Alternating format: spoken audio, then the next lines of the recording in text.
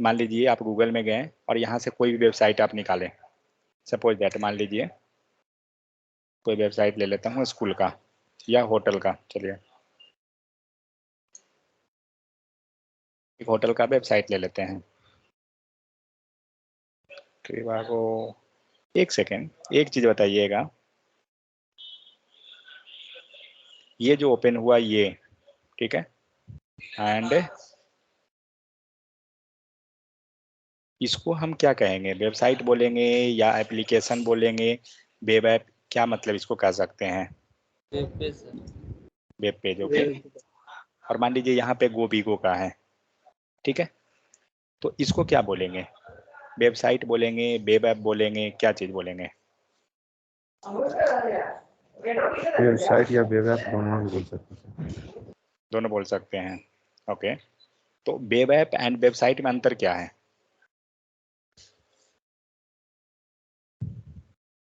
Website and web app अगर हम कहते हैं तो उसमें डिफरेंस क्या है दोनों में, किन्हीं को पता? टाइम के साथ चेंजिंग होता रहता है सर। ओके, टाइम के साथ चेंजेस मतलब क्या चीज चेंजेस? हाँ, डेटा का चेंज, उसका UI change, data data okay, data का सर। Changes, okay. हाँ, और कोई? जल्दी क्विकली, चलिए बोलिए। ये वेबसाइट आवाज आपका, आवाज कम आ रहा है आपका। सर, वेब पेज एक सिंगल पेज है, combination of web page that is called website. Okay, ठीक है, और कोई?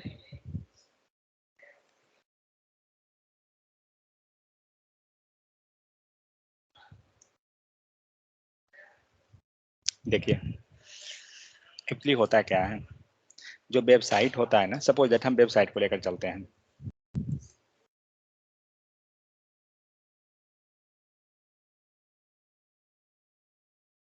वेबसाइट आपको दो तरह का होता है, कौन कौन होता है, कोई आइडिया? जिनको आता है बताइए, थोड़ा फास्ट रखिएगा। Static and okay, dynamic. Static static and and dynamic. DYNAMIC, dynamic. Static मतलब क्या? वो सिचुएटेड होता है सर, उसमें चेंजेस नहीं होते हैं। कहने का मतलब हुआ कि फिक्स हुआ, करेक्ट। फिक्स का मतलब क्या हो रहा है कि इसमें कोई चेंजेस नहीं है। डाटा बंद कर दिया। और यहाँ देखते हैं, तो डायनेमिक मतलब क्या हो गया? वो समय के साथ चेंजिंग होता है सर, टाइम टू हाँ, इसको टाइम चेंज होते रहता है। समय के साथ नहीं बोलेंगे इसको, ठीक है, सिर्फ इसको हम बोल सकते हैं कि ये चेंजेबल है। ये हम लोग आगे देखेंगे क्यों नहीं मैं बोल रहा हूँ कि समय के साथ और ये सब, मतलब क्योंकि ये जी क्या है, चेंजेबल है, ये फिक्स नहीं है, बस ये चीज। तो हमें दो तरह का मिला, एक मिला स्टैटिक, दूसरा मिला डायनेमिक। तो पहले ये दोनों को समझते हैं। मान लीजिए ये वेबसाइट ले लीजिए, इसमें क्या है, आपको ये कंटेंट अगर हम 1 ईयर पहले हम जाएं और 1 ईयर के बाद जाएं, मीन्स आज अगर हम देख रहे हैं तो जो कंटेंट मैंने 1 ईयर पहले इसमें डाला था सेम कंटेंट अभी तक इसमें अवेलेबल है, ठीक है, कोई चेंजेस नहीं हुआ है। क्यों नहीं हुआ? क्योंकि ये पूरा का पूरा वेबसाइट जो है क्या है, स्टैटिक है। तो स्टैटिक जितना वेबसाइट होता है उसमें कोई चेंजेस नहीं होता है। हाँ, अगर आपको चेंज करना है तो आप कर सकते हैं, चेंज करके आप अपलोड कर दीजिएगा फिर से नया कोड उसका, तो वो चेंजेस चेंज नहीं कहलाता है एक्चुअली। बट इस टाइप का वेबसाइट जिसमें कुछ चेंजेस नहीं होगा वो स्टैटिक वेबसाइट कहलाता है, ठीक है। लेकिन अब मान लीजिए ये होटल का वेबसाइट है, आपको यहाँ पे जो है फिलहाल अभी मान लीजिए यहाँ पे ऊपर में 4 होटल दिख रहा है, ठीक है, हो सकता है कि कल यहाँ पे 10 होटल और नया आ गया, ऑब्वियस सी बात है, हो सकता है। या मान लीजिए यहाँ पर जिसे दिख रहा है वीकेंड गेटवे, यहाँ पे आपको 4-5 इमेज दिख रहा है, ठीक है, कल हो सकता है और नया इमेज यहाँ पे ऐड हो गया। या सपोज आप जाइए अमेजन के वेबसाइट या फ्लिपकार्ट किसी पे भी, तो क्या लगता है यहाँ पे अगर आप जाइए कोई प्रोडक्ट को हम अगर ओपन करते हैं, मान लीजिए इसको मैंने ओपन कर लिया, तो जो प्रोडक्ट अभी आपको दिख रहा है यहाँ पे वॉच में, क्या यही प्रोडक्ट कल रहेगा? 50-50 हम कह सकते नहीं हैं, सर। 50-50 कह सकते हैं कि कल हो भी सकता है नहीं भी रहे, ठीक है, या हो सकता है कुछ नया ऐड हो गया या रिमूव हो गया। तो आपका वेबसाइट जो है वो जो भी मतलब डेटा आपका रिमूव हो रहा है या ऐड हो रहा है वो क्या हो रहा है, आपका कोड पहले से किया हुआ है। देखिए चेंजेस का मतलब क्या हो रहा है, चेंज तो करने का तरीका क्या है, एक तो चेंज का मतलब हुआ कि हमने कोड को निकाला, कोड में चेंज किया, अपलोड कर दिया, चेंज हो गया। बट एक चेंज का मतलब होता है क्या, कि हमारा कोड लिखा गया, ठीक है, हमेशा के लिए, और अब आपको कोड साइड चेंज नहीं करना है, कोड टच भी करने नहीं जाना है। आपका कुछ वैसा लिखा हुआ है कि जिसके हेल्प से क्या हो रहा है कि आपका वेबसाइट जो है ना ऑटोमेटिक चेंज हो जाएगा, ठीक है। जैसे जनरली होता क्या है जो बताता हूँ, एक होता है यूजर पैनल, जो अभी आपको अगर देखा जाए अमेजन के साइट पे जो दिख रहा है, दिख रहा है ना, ये पूरा यूजर पैनल है। क्यों? क्योंकि ये हम देख रहे हैं इसे, ठीक है। लेकिन एक चीज सोचिए, यहाँ पे अगर वेबसाइट मान लीजिए, अगर आप कोई वॉच को ले लीजिए, कमिंग सून दिखा रहा है, वॉच है मान लीजिए, अब यहाँ पे आपको जो वॉच दिखा रहा है तो श्योर है कि ये वॉच का कोई डेटा जितना भी है किसी ने तो अपलोड किया होगा ना। तो अपलोड कहाँ से होगा, उसको कहते हैं एडमिन पैनल। समझ में आया? तो आपको जो एक्सेस मिलता है ना, वो आपको अपना पैनल का मिला, यूजर पैनल का, क्योंकि आपको एडमिन पैनल का एक्सेस नहीं देगा, क्योंकि आपको तो अपना पैनल से मतलब है, आप एडमिन पैनल से क्या कीजिएगा, आपको नहीं मतलब है। तो यूजर क्या कर रहा है, क्या आपके पास कोई ऐसा एक्सेस है जिससे डेटा डिलीट कर सकते हैं? कोई ऐसे एक्सेस है क्या? अगर इस पे आप आइए तो आप यहाँ से प्रोडक्ट को क्या कर सकते हैं, बुक कर सकते हैं, करेक्ट। आप डिलीट नहीं कर सकते हैं प्रोडक्ट। मान लीजिए आप चाह रहे हैं ये प्रोडक्ट हम हटा दें, पॉसिबल नहीं है, आप नहीं कर सकते हैं, क्योंकि ये क्या है, डेटाबेस में अवेलेबल है, किसी ने इंसर्ट कर दिया है डेटा, और हम यहाँ से सिर्फ गेट कर सकते हैं उसको। मतलब कोड हमारा वैसा है कि वो डेटा को आपको दिखा रहा है, आप डिलीट नहीं कर सकते। बट एडमिन के पास क्या है, उसके पास से सारा राइट है, राइट उसके पास है। वो चाहे प्रोडक्ट को एडिट कर देगा, या नया डेटा को ऐड कर देगा, या डिलीट, या कुछ अपडेट करना है तो अपडेट कर देगा, मतलब वो कुछ भी कर सकता है, ठीक है। तो एडमिन के पास ये हुआ।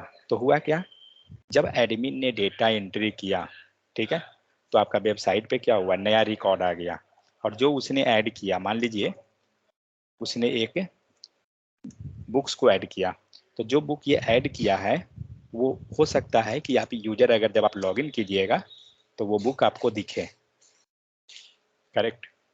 इसका मतलब क्या हुआ, डेटा तो चेंज हो गया ना, आपको पहले ये बुक नहीं दिख रहा था और आज आपको दिखने लगा, क्यों? क्योंकि एडमिन ने इसको अपलोड किया। तो लेकिन यही काम अब आइए स्टैटिक वेबसाइट पे, ये हुआ जो डायनेमिक वेबसाइट में हुआ, ठीक है। अब आते हैं स्टैटिक वेबसाइट पे ये काम हमें करना है तो कैसे करेंगे, कोई आइडिया?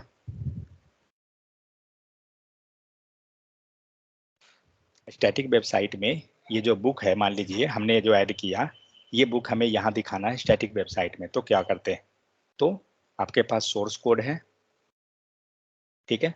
सोर्स कोड का मतलब क्या होता है, जो कोड आप लिखते हैं उसको बोलते हैं सोर्स कोड। तो आपके पास सोर्स कोड है, आप सोर्स कोड में क्या कीजिएगा, आप वो डेटा को एंट्री कर दीजिएगा, मीन्स आप कोड लिख दीजिएगा, ठीक है। जैसे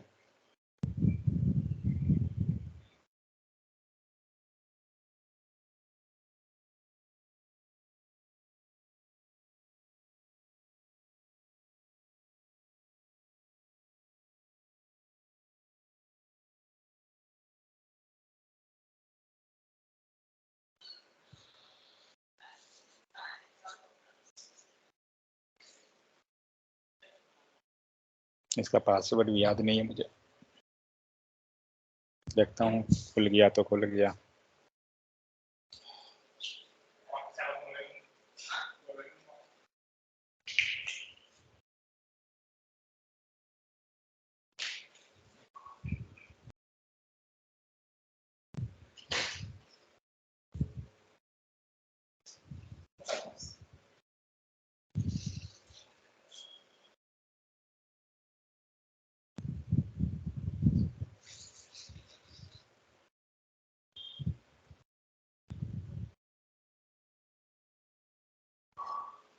ओपन तो हो गया।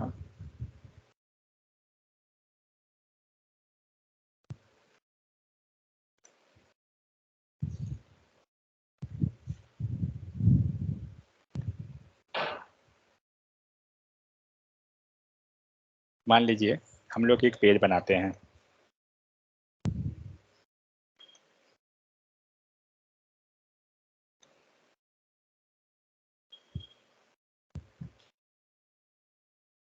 पेज का नाम रखता हूँ index.html।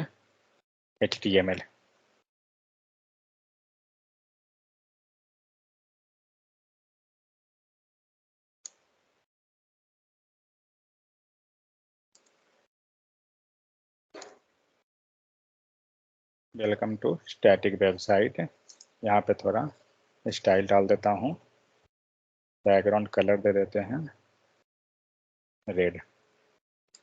ठीक है, अब ये वेबसाइट को मुझे करना है लाइव गूगल पे, तो क्या करेंगे, ओपन हो गया। अब आइए यहाँ पे drag and drop,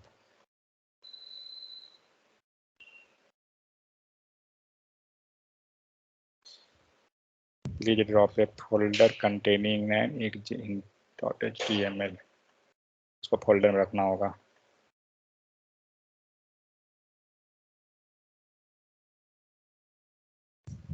just 1 second.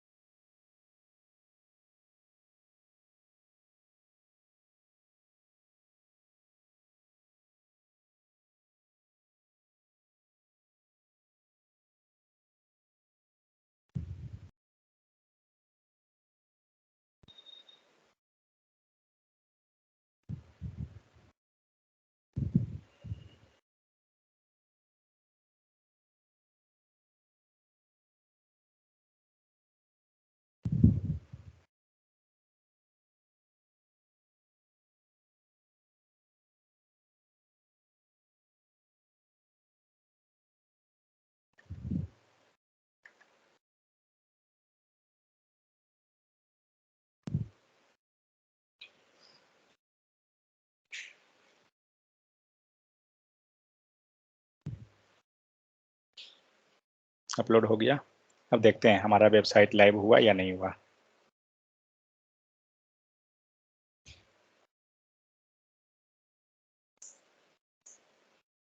आया, वेलकम टू स्टैटिक वेबसाइट। और आपका एक काम करता हूँ, डोमेन मैं चेंज कर देता हूँ।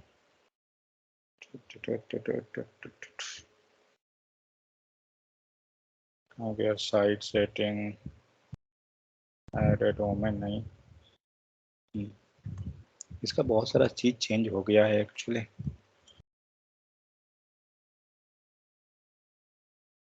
static.netlify, ओके, ये भी नहीं होगा, अब लेगा। और ये हुआ हमारा उस पेज का URL।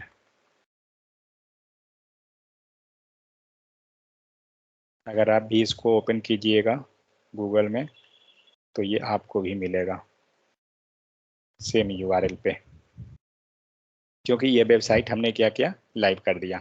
अब ये हो गया स्टैटिक। इसको स्टैटिक क्यों बोल रहा हूँ, क्योंकि अब अगर कुछ भी मैं चेंजेस करता हूँ इस पेज में तो हमें क्या करना हो, तो हमें क्या करना होगा, इस पेज में हमें जाना पड़ेगा। एक सेकंड, ये सारा पहले बंद करने दीजिए मुझे।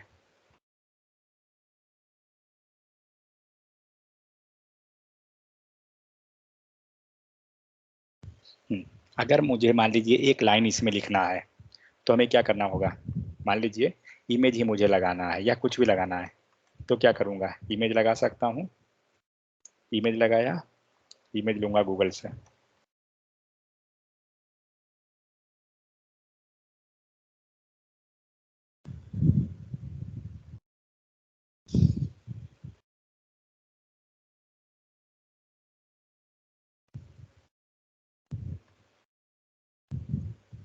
कॉपी इमेज एड्रेस कहाँ है?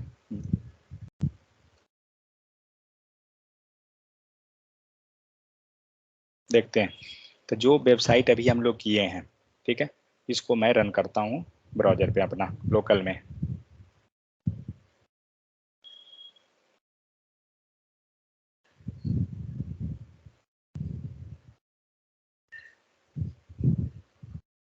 ठीक है, आपको लोकल में दिख रहा है इमेज लगा हुआ, बट क्या ये इमेज आपको लाइव वाला जो वेबसाइट है उस पर दिख रहा है? आप लोग अगर यूआरएल को हिट किए होंगे तो क्या वहाँ पर है? नहीं है। और मान लीजिए यही चीज़ है अगर ये डायनेमिक रहता है, डायनेमिक मतलब क्या होता है कि जो वेबसाइट में हम इमेज ऐड किए, ये इतना हमें कोड को लिखना नहीं पड़ता, क्योंकि हमारा कोड ऑलरेडी उस टाइप से लिखा हुआ होता है कि हमें कोडिंग साइड कुछ नहीं करना है। ठीक है, तो अगर ये इमेज हमें इसमें चाहिए जो हमारा लाइव वेबसाइट है, तो क्या करना होगा, ये पूरा कोड को हमें फिर से यहाँ पे अपलोड करना पड़ेगा जहाँ हमारा वेबसाइट डिप्लॉय किया हुआ था।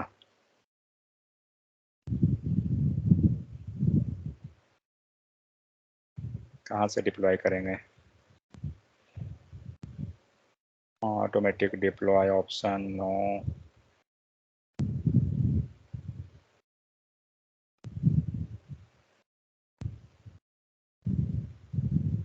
ओके, डिप्लॉय यहाँ है, ठीक है। ठीक है, डिप्लॉय लास्ट पब्लिश्ड।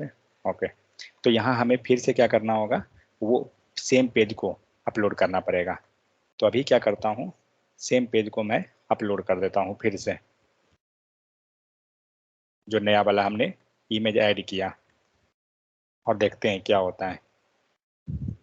रिलोड करते हैं, आ गया। अब अगर आप भी अगर उसको रिलोड कीजिएगा तो आपको भी मिलेगा ये इमेज के साथ। तो हमें करना क्या पड़ा इसमें, हम जो वेबसाइट में स्टैटिक में क्या हुआ, हमें क्या करना था, हमने इमेज ऐड किया। ठीक है, इमेज ऐड करने के बाद क्या हुआ, हमने इमेज कैसे ऐड किया, सोर्स कोड में ऐड किया, जो हमारा फाइल था उसमें हमने ऐड किया। ऐड करने के बाद हमें फिर से डिप्लॉय करना पड़ा। ठीक है, आपको डिप्लॉय करना पड़ा, लेकिन यही काम अगर डायनेमिक के केस में रहता तो डायनेमिक में ऐसा नहीं होता। जो भी चीज़ आप ऐड करते वो आप एडमिन पैनल से करते, और एडमिन पैनल के हेल्प से क्या होता, ये पूरा यहाँ पे रिफ्लेक्ट कर जाता खुद से। मीन्स आपको कोडिंग साइड कुछ नहीं करना पड़ा। मीन्स आपने एक बार कोड लिखा, काम आपका हो गया। लेकिन स्टैटिक केस में ये नहीं होता है। सेकेंड चीज, तो कुछ भी स्टैटिक का मतलब क्या होता है ना कि वो फिक्स हो गया, वो ज़्यादा चेंजेस नहीं होगा, आप डेली उसको चेंज नहीं कर सकते। बट डायनेमिक का मतलब क्या होता है कि जो चेंज होगा। तो ये था आपको स्टैटिक एंड डायनेमिक में डिफरेंस। सेकेंड चीज अब आते हैं वेब ऐप है। एक होता है वेब ऐप, ठीक है, और दूसरा होता है डेस्कटॉप ऐप, या इसी को हम चलते हैं लेके मोबाइल ऐप। ये दोनों में अंतर क्या है, ये तीनों सेंटेंस में? वेब ऐप है, मोबाइल ऐप है एंड डेस्कटॉप ऐप में अंतर क्या है? सर अभी हम ओनली ब्राउजर पे यूज करेंगे और डेस्कटॉप को मोबाइल या ओके ओके, तो कहने का मतलब क्या हुआ, जो वेब ऐप हुआ वो क्या हुआ, वेबसाइट हुआ। ठीक है, इसको आप बोल सकते हैं कि वेबसाइट, या यूज कहाँ पे करेंगे, तो ये आपको ओपन होगा ब्राउजर पे, BROWSER। ठीक है, और डेस्कटॉप तो आपको पता है कि डेस्कटॉप में ऐप ओपन होगा, मीन्स हमारा डिवाइस में। और ये आपको मोबाइल में ओपन हुआ, मोबाइल डेस्कटॉप सब चलेगा। तो अब सीन ये होता है, तो ये वेब ऐप है एंड वेबसाइट, ये दोनों में अंतर क्या हुआ? तो जनरली जो वेब ऐप हम बोल रहे हैं ना, ये एक्चुअली एक एप्लीकेशन है। ठीक है, और एप्लीकेशन में क्या होता है, अब आप मान लीजिए, अब हम लोग कंप्लीटली आते हैं दूसरे टॉपिक पे। एक आते हैं वेबसाइट और दूसरा आते हैं एप्लीकेशन। इसमें क्या अंतर है दोनों में? वेबसाइट एंड एप्लीकेशन में क्या अंतर है?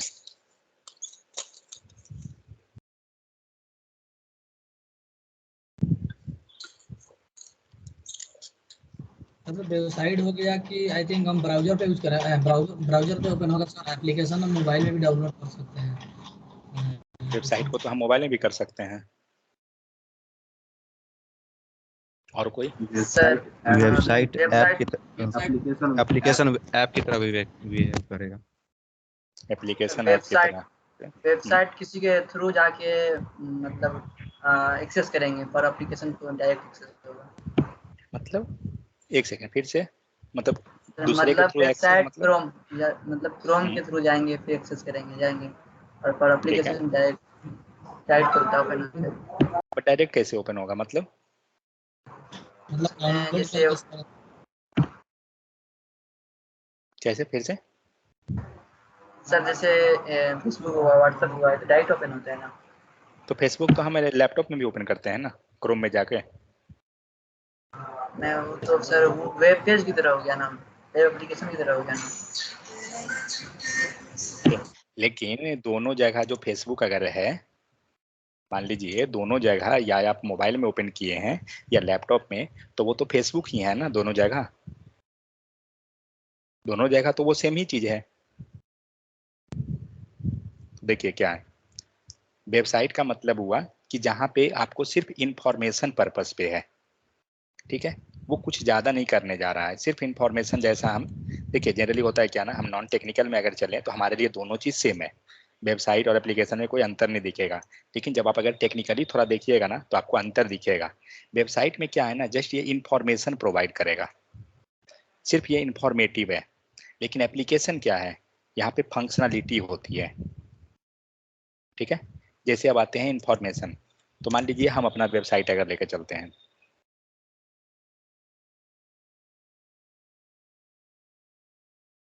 मान लीजिए ये वेबसाइट हुआ, तो यहाँ क्या है, आप कोई फंक्शनलिटी कर रहे हैं क्या? नहीं, आप जस्ट रीड कर रहे हैं क्या कंटेंट लिखा हुआ है, करेक्ट। तो यहाँ पे क्या हुआ, इंफॉर्मेशन दिया गया। अब इसी टाइप से आप मान लीजिए कोई वेबसाइट ओपन कर लेते हैं, कोई स्कूल का,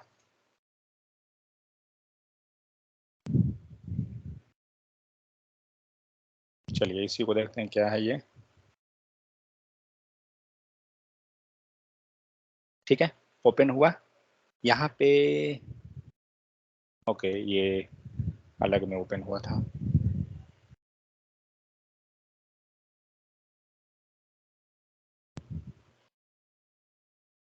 ठीक है।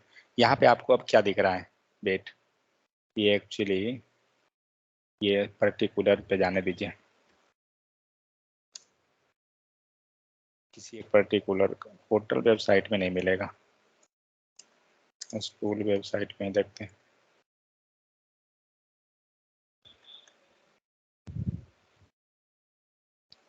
ये ERP टूल है तो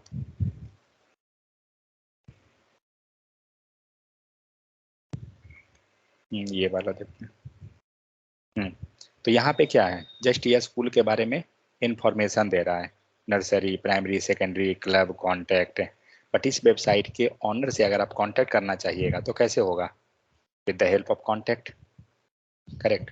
आपको यहाँ पे कॉन्टैक्ट नंबर हो गया या फिर ये फॉर्म दिया हुआ है, इसके हेल्प से आप क्या कर सकते हैं, आप कॉन्टैक्ट कर सकते हैं, आपके पास ये फैसिलिटी होती है। तो वेबसाइट क्या होता है, जस्ट इन्फॉर्मेशन वो प्रोवाइड कर रहा है, वहाँ कुछ नहीं फंक्शनलिटी होगी। लेकिन अगर हम चले एप्लीकेशन में, ठीक है, तो एप्लीकेशन क्या करेगा, इन्फॉर्मेशन होता है, मतलब फंक्शनलिटी होती है। लाइक यहाँ पे क्या कर रहे हैं आप, फंक्शनलिटी कर रहे हैं, आपको प्रोडक्ट परचेज करना है, आप गए बुक किए और आपका प्रोडक्ट क्या हुआ, डिलीवरी हो गई। तो आप वहाँ पे पूरा का पूरा एक प्रोसेस चला, जहाँ पे अगर इस वेबसाइट में हम जाएं तो यहाँ कोई हमें जावास्क्रिप्ट का जरूरत नहीं है, जावा का जरूरत नहीं है, कोई डेटाबेस का जरूरत नहीं है, कुछ नहीं है। डेटाबेस सपोज दैट डेटाबेस हम मान लेते हैं कि थोड़ा बहुत रहा वेबसाइट रखने के लिए, बट फंक्शनलिटी वाइज आपको कोई जरूरत नहीं डेटाबेस का। बट आप अमेजन पे आइए, ये सब प्रोडक्ट का लिस्ट है, कहाँ रखा हुआ है, सब डेटाबेस में रखा हुआ है। और जो भी डेटा आ रहा है आपको वेबसाइट पे, वो कैसे आ रहा है, बैकएंड के हेल्प से, फ्रंट एंड के हेल्प से, मीन्स डिफरेंट डिफरेंट लैंग्वेज लिखा हुआ है। तो कहने का मतलब हुआ कि जो वेबसाइट होती है ना, वो जस्ट आपको नॉर्मल लैंग्वेज से बन जाएगा, HTML, CSS और ले लीजिए थोड़ा सा जावास्क्रिप्ट, ज़्यादा नहीं, जावास्क्रिप्ट गिन कर मुश्किल से मुझे लगता है 10 से 20 लाइन या कुछ फंक्शनलिटी करने के लिए जो रहेगी, एनिमेशन हो गया या कुछ, तो उस टाइप से यूज होगा। बट कोडिंग साइड लाइक जहाँ पे डेटा इंसर्ट करना है, गेट करना है, तो वहाँ कोई ऐसा ज़्यादा हाई लेवल नहीं रहेगा। और एक और ले लीजिए तो PHP ले लीजिए। तो आपको अगर ये 4 लैंग्वेज आ रहा है ना, तो आप वेबसाइट बना लीजिएगा, बट अगर आपको फंक्शनलिटी करनी है तो नहीं होगा उससे। इसके थोड़ा सा से मतलब PHP यहाँ पे मान लीजिए, अगर मैं सबको थोड़ा सेपरेट कर दूं कि परसेंटेज वाइज, तो चलिए जावास्क्रिप्ट को हम ले लेते हैं 5%, इतना पे आपका काफ़ी है। PHP इसको ले लेता हूँ 5%, 5% में ये काम कर देगा, उससे ज़्यादा ज़रूरत नहीं पड़ेगा। बट अगर फंक्शनलिटी वाइज चले तो यहाँ पे आपको डिजाइन से मतलब नहीं होता। यहाँ जो वेबसाइट में सबसे मेन चीज़ होता है, लोग क्या देखते हैं, डिजाइन को देखते हैं कि आपका अट्रैक्टिव होना चाहिए, ठीक है, डिजाइन आपका जो है अट्रैक्टिव रहना चाहिए। बट जब आप आते हैं एप्लीकेशन लेवल पे, तो एप्लीकेशन में कोई डिजाइन से मतलब नहीं होता है। यहाँ मतलब होती है, डिजाइन को कोई लेना देना इसको नहीं है, यहाँ मतलब है उसका फंक्शनलिटी बेस्ड होना चाहिए, ठीक है। अगर आप फंक्शनलिटी नहीं मतलब सही कर रहे हैं तो आपका पूरा एप्लीकेशन बेकार है। अब फंक्शनलिटी का मतलब क्या, फंक्शनलिटी मतलब स्पीड है, ठीक है, स्पीड है, परफॉर्मेंस, ठीक है, ये सबको देखा जाता है एप्लीकेशन के केस में। तो स्पीड मतलब क्या, स्पीड मतलब ये हुआ कि अब मान लीजिए मैंने ये नया वाला जो है इसको क्लिक किया और ये कितने देर में हमें डेटा ला के दे देगा, जो देखते हैं क्या हुआ, डेटा आ गया, कितना देर लगा वो नहीं मालूम, हम लोग टाइम देख सकते हैं कितना देर लगा। तो होता क्या है कि जब आप कोड लिख रहे हैं तो आपको ये सब चीज़ केयर करना पड़ता है कि हमारा फॉर लूप होता है, वाइल लूप होता है, बहुत तरह का लूपिंग होता है, हम डेटा को लूप कर रहे हैं, तो हमें ये देखना पड़ता है कि हम फालतू में हम लूप ना करें, बिना मतलब का यहाँ पे लूप लगा दे रहे हैं, तो आपका स्पीड क्या करेगा, डिक्रीज कर देगा। तो ये सब चीज़ हमें केयर करना पड़ता है। अब मान लीजिए जब इस पर्टिकुलर पे क्लिक करते हैं, तो पर्टिकुलर क्लिक करने पे क्या हुआ, आपका फिर प्रोडक्ट पेज पे ओपन हुआ। अब यहाँ पे आप क्या कर रहे हैं, आप यहाँ पे फंक्शनलिटी कर रहे हैं, अब यहाँ से आप परचेज करने के लिए जा रहे हैं, तो ये जितना भी हो रहा है सब क्या हो रहा है, एक दूसरे से कम्युनिकेट कर रहा है, ठीक है। तो इसी को बोला जाता है एप्लीकेशन। तो एप्लीकेशन में जो है कभी भी हम डिजाइन को देखा नहीं जाता है, मैटर डिजाइन पे नहीं चलता है, यहाँ क्या लगा हुआ है। अब एक चीज सोचिए, ये जो भी कंटेंट आपको आ रहा है ना, इसके HTML पेज पे नहीं है, ये सब जितना कंटेंट आता है सब के सब डेटाबेस से आता है। 5% कंटेंट जो ही है वो HTML पेज पे होती है, ठीक है। लेकिन यही चलिए कोई वेबसाइट जब था हमारा,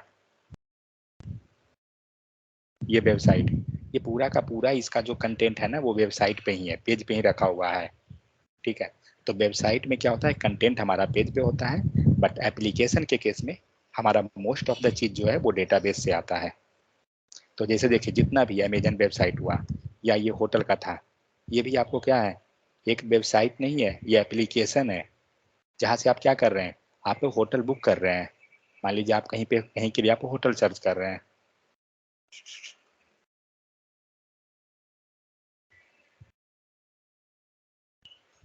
तो जब आपने ओके किया, सर्च किया, तो ये क्या कर रहा है, अब उस एरिया में जाके उसके डेटाबेस के अनुसार वो डेटा सर्च किया और फिर उसने डिजाइन आपको दिया, ये सारा डिटेल दिया, ये वेबसाइट के हेल्प से नहीं हुआ, समझ गए। तो यहाँ देखा जाता है कि आपका वेबसाइट कितना फास्ट काम किया। फास्ट मतलब क्या, देखिए इसका अभी तक इमेज लोड नहीं हुआ है। प्रॉब्लम क्या है, प्रॉब्लम एक है, जब हमने सर्च किया, ये क्या किया, आपको ये स्क्रॉल बार दिख रहा है, इसने जितना इसका डेटा था सारा डेटा को एक बार में दे दिया, ठीक है। कभी भी वेबसाइट बनाने में ऐसा नहीं किया जाता है, मतलब एप्लीकेशन के केस में ऐसा नहीं होता है। मान लीजिए सपोज आपके डेटाबेस में, या मान लीजिए हमने क्या किया, दिल्ली रीजन का होटल सर्च किया, ठीक है। हो सकता है कि इस वेबसाइट के अंडर में 5000 होटल हो, ठीक है। और इसने क्या किया, जब आपने सर्च किया, आपको स्क्रॉल बार दिख रही है ना, स्क्रॉल बार यहाँ है। अब ये कितना इसके पास डेटा है ये हमें नहीं मालूम, बट इसके पास कुछ मतलब अच्छा खासा इसने डेटा दिखा दिया, जबकि यहाँ पे शो मोर और आ रहा है, ठीक है। अब एक चीज सोचिए, जब आपने जब आपने वेबसाइट ओपन किया, जब आपने सर्च किया, आपको इसने 5000 रिकॉर्ड वन टाइम में दे दिया। आपका वेबसाइट क्या हुआ, 5000 रिकॉर्ड। अगर एक होटल का हम डेटा लेते हैं, सपोज एक होटल का सिर्फ, उसमें क्या क्या है, इमेज है, ठीक है, कुछ उसके बारे में डिटेल्स है, फिर मान लीजिए हो सकता है कि इसमें 2 से 3 इमेज है, 2 इमेज हम रख लेते हैं, हर एक में 2 इमेज, कुछ डिटेल, कुछ कंटेंट है। अब एक चीज सोचिए, ये इतना सारा डिटेल जो है ये 5000 होटल के लिए है, सेम डिटेल। अब आप सोच सकते हैं आपका डेटा कितना हो गया। मीन्स जब आपने फर्स्ट टाइम में वन टाइम 5000 डेटा को लोड करा दिया तो आपका वेबसाइट स्लो हो गया ना। इसलिए आप जाइए देखिए अमेजन पे, अगर आप जब सर्च करते हैं ना, ये क्या करेगा, आपको वन टाइम में पूरा डेटा नहीं दिखाएगा, ठीक है। ये क्या करेगा, आपको स्टार्टिंग में कुछ ही डेटा दिखाएगा। आप इसके जाइए, इस पे रीलोड करता हूँ, इसको क्लिक कीजिए और देखिएगा कितना डेटा हमें आता है। स्क्रॉल बार दिख रहा है ना, ये ज़्यादा नहीं आया। इसमें क्या आपको एक भी इमेज ब्रेक हुआ है, नहीं हुआ, सारा का सारा इमेज आ रहा है। बट यही जब हम इसमें गए तो हमारा इमेज ब्रेक किया था। इवन अभी देख रह सकते हैं आप, आपका इमेज पूरा क्या हो रहा है, ब्रेक है, बहुत सारा इमेज, समझे। तो अंतर क्या हुआ, अंतर ये हुआ कि कोडिंग करने के दौरान हमें ये सब चीज़ को केयर करना पड़ता है। जब आप इसको नीचे चले जाइए, सबसे नीचे डेटा खत्म हुआ,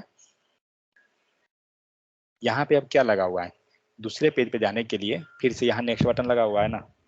तो अब ये डेटा को क्या करेगा, फिर से लोड कराएगा। तो होता क्या है, जब हम कोड करते हैं तो ये सब चीज़ को केयर करना पड़ता है। तो एप्लीकेशन के केस में, ठीक है, ये आपको ध्यान रखना पड़ता है। वहाँ डिजाइन मैटर नहीं करता है, वहाँ मैटर करता है आपका फंक्शन। सपोज दैट आप जनरली क्या कर रहे हैं, आप ट्विटर यूज कर रहे हैं या इंस्टा यूज कर रहे हैं। सपोज दैट वन टाइम में, मीन्स सपोज अभी टाइम हुआ आपको 9:22, ठीक है, 9:23 में आपके वेबसाइट पे 1 लाख कस्टमर एक बार में हिट कर दिया, ठीक है। आप सोच सकते हैं अगर आपका वेबसाइट सही से नहीं है तो आपका वेबसाइट जो है पूरा ब्रेक कर जाएगा। जनरली आप देखते होंगे जब अमेजन या फ्लिपकार्ट पे सेल लगती है तो सेल के दौरान वेबसाइट देखते होंगे कितना स्लो हो जाता है, आप बुक भी नहीं कर पाते होंगे बहुत बार, समझे। क्यों होता है, क्योंकि वही चीज़ को हमें देखा जाता है कि हमारा कोडिंग स्टाइल क्या है, किस टाइप से हमने कोड लिखा है। ये नहीं है कि मतलब कि आपने लूप लगा दिया, इफ कंडीशन लगा दिया, हो गया, नहीं, बहुत सारा चीज़ आपको केयर करना पड़ता है। समझ में आया। तो ये अंतर है एक्चुअली वेबसाइट एंड एप्लीकेशन में, स्टैटिक एंड डायनेमिक के केस में। कुछ डॉट है यहाँ तक तो बताइए। तो वेबसाइट के लिए क्या है, हमें कुछ नहीं ज़्यादा ज़रूरत है, HTML CSS जावास्क्रिप्ट बहुत है। इवन जावास्क्रिप्ट नहीं भी आता है तो भी हमारा बन जाएगा। बट जब एप्लीकेशन अगर जाते हैं तो वहाँ HTML CSS just like as a backbone आप कह सकते हैं कि सपोर्ट पर्पस पे है। बट मेन जो यहाँ काम करती है एप्लीकेशन के केस में, वो डिफरेंट लैंग्वेजेस आ जाएगी यहाँ पर। HTML तो है, CSS भी है, जावास्क्रिप्ट भी है। ये तीनों लैंग्वेज जो हुआ फ्रंट एंड में आ गया। प्लस हम मान लेते हैं एंगुलर ले लेते हैं, रिएक्ट, व्यू, ये 3 लैंग्वेज ले लेते हैं। बट इसके पीछे जो मेन अब आएगा वो सारा का सारा बैकएंड लैंग्वेज आएगा। बैकएंड इसमें आपको हेल्प करेगा, जावा हुआ, फिर ले लीजिए। बट ये नहीं है कि सब लैंग्वेज नहीं, कोई एक पर्टिकुलर लैंग्वेज ही आपको ज़रूरत पड़ेगा। तो बैकएंड नोड JS ये सब हुआ, पाइथन हुआ, .NET हो गया। तो ये सारा टेक्नोलॉजी हो गया जो बैकएंड में आपको हेल्प करेगा। बट डेटाबेस कहाँ गया, क्योंकि डेटा तो हमें लाना है ना। तो बैकएंड है जो आपको डेटा लाने में हेल्प करेगा। तो डेटाबेस में क्या होता है, SQL हो गया, ओरेकल हो गया, NoSQL में होता है, NoSQL में आपको आ जाता है MongoDB। तो इस टाइप से आपको डेटाबेस में हेल्प करता है ये सब टेक्नोलॉजी मिलकर। तो एप्लीकेशन में क्या होता है, आपको फंक्शनलिटी देखना होता है। यहाँ पे सारा का सारा आपको लॉजिक सोचना पड़ेगा कि लॉजिक हमारा वर्क कैसे करता है। वेबसाइट में कोई लॉजिक नहीं है, वहाँ आपको डिजाइन को मैटर करना होगा कि डिजाइन वर्क कैसे कर रहा है। समझ में आया, कुछ आइडिया मिला या नहीं मिला? कोई डाउट किन्हीं को तो बोलिए। सर। कोई डाउट? तो कभी भी आज के बाद से ये मत सोचिएगा कि वेबसाइट ही एप्लीकेशन है, ठीक है? वेबसाइट वेबसाइट है, एप्लीकेशन एप्लीकेशन है। अब जो एप्लीकेशन, जो मान लीजिए अब जिसको हम लोग लैपटॉप में ओपन कर रहे हैं, ठीक है, जिसको हमने लैपटॉप में ओपन किया उसको हम लोग बोलते हैं वेब ऐप है, और जिसको उसी एप्लीकेशन को हम डेस्कटॉप में ओपन कर सकते हैं, और उसी एप्लीकेशन को हम मोबाइल ऐप में भी ओपन कर सकते हैं। तो ये आपको वेब ऐप बनता है। अब ये नहीं आप कह सकते हैं कि वेबसाइट मोबाइल में एज एप्लीकेशन नहीं ओपन होगा, हो सकता है। अगर आपने उसको एप्लीकेशन के तौर पे बना दिया तो आप मोबाइल में इंस्टॉल कर लीजिए, परमानेंट आपका ओपन होगा। बट एक्चुअली होता क्या है, वेबसाइट को हम जनरली मोबाइल एप्लीकेशन की तरह नहीं बनाते हैं, क्योंकि उसका कोई ज़रूरत ही नहीं है। वो जस्ट एक वेबसाइट है, इंफॉर्मेशन पर्पज़ पे है। तो हम मोबाइल ऐप में क्यों बनाने जाएं उसको, ये चीज़ है। बट ऐसा नहीं है कि नहीं बना सकते हैं, बना सकते हैं। और अगर आपने एंगुलर में कोई वेबसाइट बनाया है या एप्लीकेशन बनाया है एंगुलर के केस में, तो वो क्या होगा कि जब आप मोबाइल में उसको ओपन कीजिएगा ना, तो आपको एक पॉपअप मिलेगा इंस्टॉल करने के लिए। तो जैसे ही आप उसको क्लिक कीजिएगा वो ऑटोमेटिक आपके मोबाइल में इंस्टॉल हो जाएगा, एक छोटा सा आइकन टाइप का। और वो पूरा बिहेव करेगा आपको एप्लीकेशन की तरह, एंड्रॉयड ऐप की तरह। बट एक्चुअली में वो एंड्रॉयड ऐप नहीं रहता है, वो आपका वेबसाइट ही होता है। बट वैसा बन जाता है एक्चुअली, ठीक है? तो आज के बाद से ये ध्यान रहे कि वेबसाइट एंड एप्लीकेशन में अंतर क्या है। एप्लीकेशन जो होता है वो फंक्शनलिटी करती है, वो कुछ कर रही है। बट वेबसाइट जो होता है वो कुछ नहीं करेगी, वो बस शो ऑफ के लिए है। समझ में आ गया सबको? चलिए अब देखते हैं, यहाँ पर कुछ वेबसाइट था, पता नहीं कहाँ पर था वो।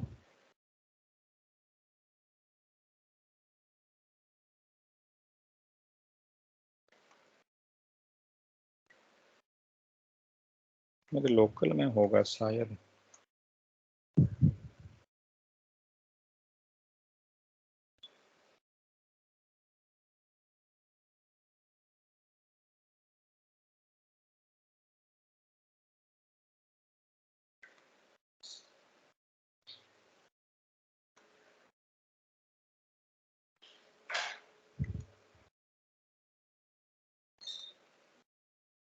जॉब ट्रेनिंग,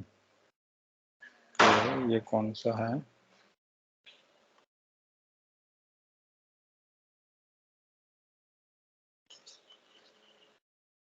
चलिए एक काम करता हूँ, मैं लेता हूँ जिसके अंदर 5-6 पेज हो पेट, तब आपको समझ में आएगा कि वर्क कैसे करना है उसको। एक पेज में नहीं आएगा समझ में।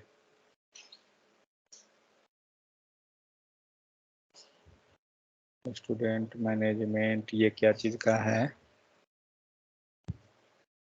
ये एंगुलर का है तो नहीं। पेट देखता हूँ कहाँ पर है वो वेबसाइट वगैरह रखा हुआ।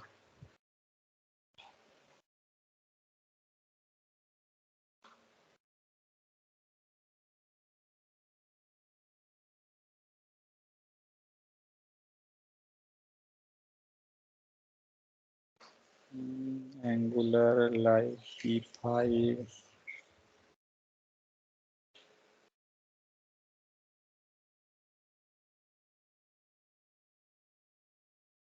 प्रोजेक्ट में HTML प्रोजेक्ट, हाँ इसमें है। Live your new website.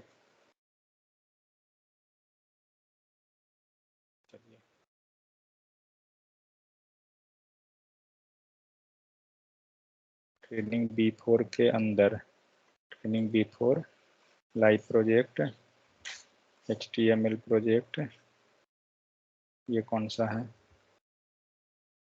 Card, banner, demo, index. पहले इसको ओपन करता हूँ।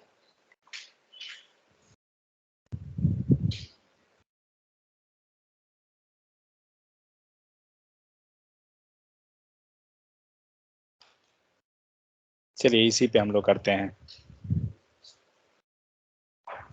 ओके, ये मॉडिफिकेशन किया हुआ है वो है।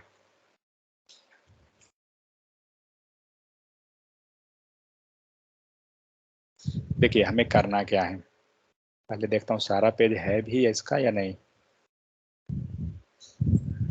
चलिए है। देखिए करना क्या है, मान लीजिए आपको पूरा का पूरा सोर्स कोड मिल गया, ठीक है, ठीक है, आपको पूरा ये प्रोजेक्ट मिल गया। अब इसमें हमें कुछ मॉडिफिकेशन करनी है। मॉडिफिकेशन क्या करनी है, मान लीजिए यहाँ जो टेक्स्ट लिखा हुआ है ना, स्मार्ट EDU एजुकेशन कॉलेज, यहाँ से कॉलेज को हमें चेंज करके इंस्टीट्यूट करना है। अब क्या करेंगे, तो अब सबसे पहले हमें ये सर्च करना होगा ये कॉलेज वर्ड जो है लिखा हुआ कैसे कहाँ पर है। कौन कौन बोल रहे थे उस टाइम कि आता है, अब बताइए B4 वाले, B5 वाले। हमें क्या करना है, ये कॉलेज को चेंज करके इंस्टीट्यूट करना है। कैसे करेंगे, सिंपल सा काम। करके ओके ठीक है, इंस्पेक्ट कर लिए और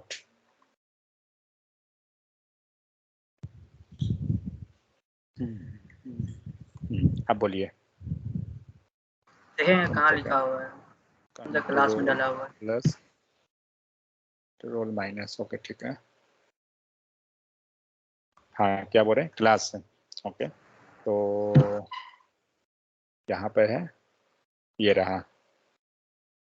तो ये खोलिए, विजुअल स्टूडियो खोलिए, visual studio, control F, search list, control F, search मार लीजिए। चलिए यहाँ तो मिल गया, ठीक है। बट हो सकता है कि ये जो कॉलेज लिखा हुआ है मान लीजिए दूसरे पेज पे भी हो, ठीक है, हो सकता है कि ये दूसरे पेज पर भी हो या फिर दूसरे स्लाइडर पे हो या कहीं पे भी, बट ठीक है। पहले हमें क्या मिला, कॉलेज मिल गया। अब हम लोग क्या करते हैं, पहले कॉलेज को चेंज करते हैं। कॉलेज को चेंज कीजिए और INSTITUTE इंस्टीट्यूट ले लिया, सेव कीजिए और लोड कीजिए।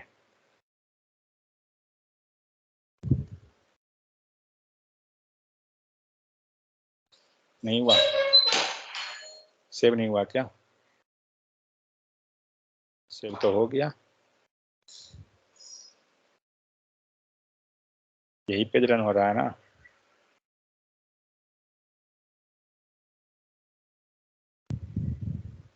नहीं हुआ सेव, चेंज नहीं हुआ। हम हैं index.html पे, ओके। वेट फिर से रन करता हूँ।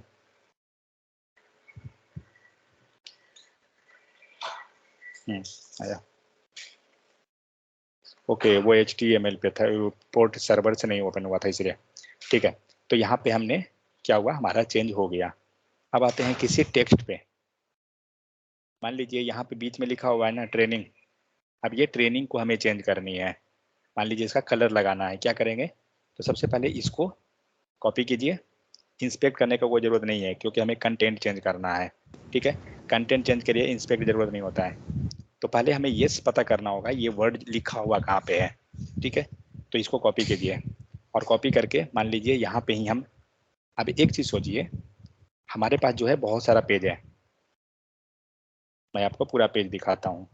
ये जितना यहाँ दिख रहा है HTML, ये सारा HTML का पेज है। तो हम श्योर कैसे हैं कि इसी पेज का वो है कंटेंट लिखा हुआ या कहीं और का भी हो। तो क्या होता है कि सर्च करने का तरीका क्या है, कंट्रोल F अगर करते हैं आप लोग के फोल्डर में एक फोल्डर डाला, एक नोट्स डाला हुआ होगा सभी के फोल्डर में, गीट या कुछ करके शायद, हाँ नोट्स नाम से। इसमें जाइएगा, नीचे आपको हर एक स्टेप लिखा हुआ है कि किस हिसाब से हम सर्च करते हैं। यहाँ पर देखिए शॉर्टकट की जो दिया हुआ है, क्या करते हैं, इसको मैं ओपन करता हूँ, ठीक है। क्या करना है, हमें सर्च करना है। कहाँ पर सर्च करना है, किसी पेज के अंदर सर्च करना है। क्या हम लोग लाए थे, ट्रेनिंग नाम का। अब ट्रेनिंग कितना बार आ गया, सर्च कैसे करते हैं, कंट्रोल F। मतलब उस पर्टिकुलर पेज में अगर सर्च करना है तो हम कंट्रोल F लेंगे और कंट्रोल F में आपको जो वर्ड सर्च करना है ये दे दीजिए। तो हमें क्या किए, ट्रेनिंग। ट्रेनिंग कितना बार आया, बगल में आपको दिखा रहा है कितना बार है, 22 टाइम है। ठीक है, अब 22 है और हम लोग को करना है ये वाला ट्रेनिंग सर्च, मतलब ट्रेनिंग का नाम चेंज। अब ये पता कैसे करेंगे कि ये जो ट्रेनिंग वर्ड है ये कहाँ पर लिखा हुआ है एग्जैक्ट, हमें वो लोकेशन पता करना है। ये तो हुआ कहाँ पर, ये पर्टिकुलर इस पेज में हमने ट्रेनिंग को सर्च किया। अब आते हैं क्या, पूरे प्रोजेक्ट में हम एक बार सर्च करते हैं। तो कंट्रोल F से आपको एक पेज में सर्च होता है, पेज लेवल पे सर्च करते हैं तब।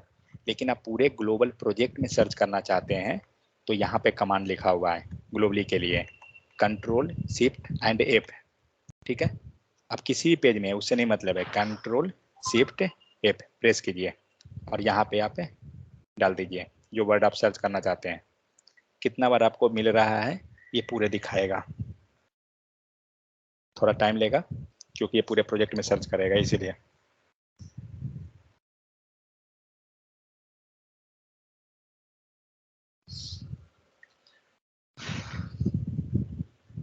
कितना बार दिखाया अभी फिलहाल, अभी इस पेज में 33 बार आ रहा है, ये दिख रहा है ना। हर एक जगह जितना भी आपके पास फोल्डर रहेगा, जहाँ जहाँ ट्रेनिंग लिखा हुआ रहेगा, सारा को ये सर्च करके आपको दे देगा। ठीक है, हमें क्या मतलब है, हमें मतलब था वो प्रोजेक्ट के अंदर का फोल्डर से सिर्फ। ट्रेनिंग को हम बंद करते हैं, ऑन जॉब ट्रेनिंग पता नहीं कहाँ कहाँ से आ रहा है, सारा फोल्डर को लेके आ रहा है।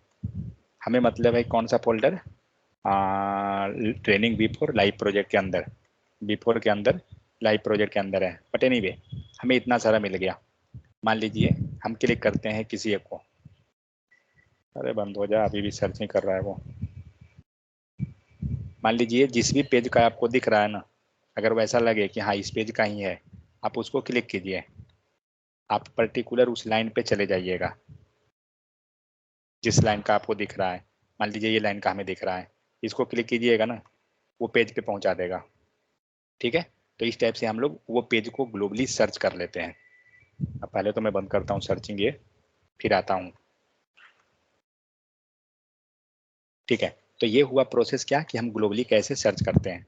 अब हमें पता करना था कि वो एग्जैक्ट यही वर्ड है ट्रेनिंग या नहीं, तो कैसे करेंगे। तो एक चीज़ तो हम श्योर हैं कि कौन सा पेज है वो, मतलब ये देख लीजिए कि कौन सा पेज है, तो पेज नंबर 1 है। बट जब आप रियल टाइम पे काम कीजिएगा ना, एंगुलर का अगर पेज है तो आप इसको फाइंड आउट नहीं कर पाइएगा कि index.html, क्योंकि वहाँ बहुत सारा पेज मिल जाता है एक में, तो इसलिए पता नहीं चलेगा। बट ठीक है, ये मान लीजिए index.html में ट्रेनिंग नाम का वर्ड है। अब देखते हैं कि ये किसके सेक्शन में है। तो यहाँ पे कोई बटन है, मतलब लिप प्योर टेक्नोलॉजी लिखा हुआ है उसके अंदर है। देखते हैं कहीं पे है क्या, कितना बार मिला, टोटल 4 बार ये मिल रहा है। ठीक है, तो पहला क्या है, H1 में लिखा हुआ है, फिर पैराग्राफ के अंदर है। तो कुछ तो लग रहा है कि शायद सही जा रहे हैं हम लोग। यहाँ पे लिखा हुआ है, नीचे में आपको लाइन ब्रेक करके नीचे लिखा हुआ है, और सबसे नीचे एक रीड मोर का बटन है, सबसे नीचे रीड मोर का एक बटन है। मतलब एक चीज़ श्योर है कि हम लोग ये लाइन में सही आए हुए हैं। अब कहाँ पर है वो ट्रेनिंग, इधर है लास्ट में, देखते हैं कहाँ पर है।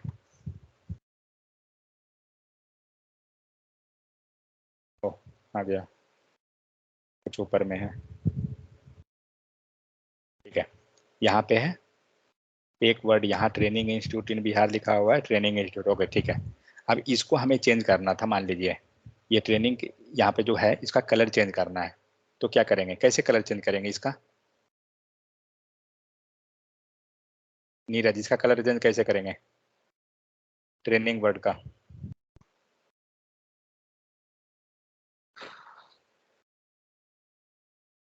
राहुल 4 5 जो भी राहुल हो, मुन्ना, राम प्रवेश, आवाज बोल नहीं आ रहा, आवाज धीरे आ रहा है।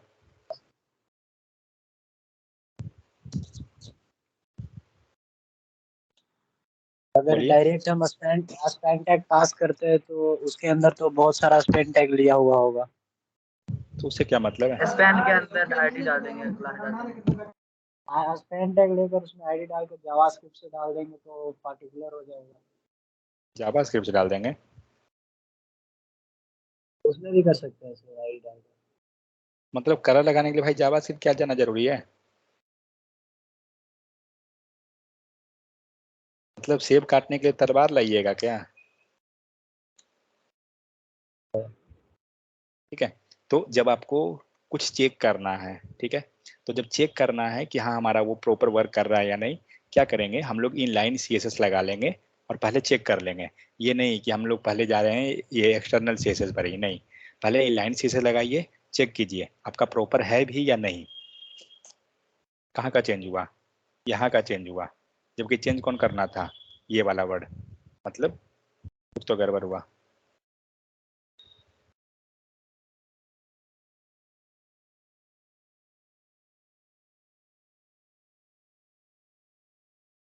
शायद यहाँ पर है क्या?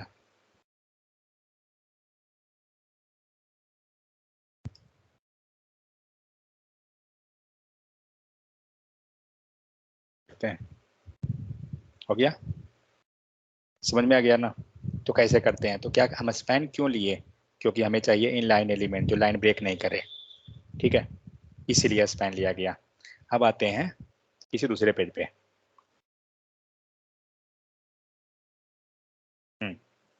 मान लीजिए यहाँ पर आपको प्राइसिंग लिखा हुआ है, ठीक है, और हमें क्या करना है, वेट, यहाँ पर से कोई क्लिक होके आ रहा है क्या?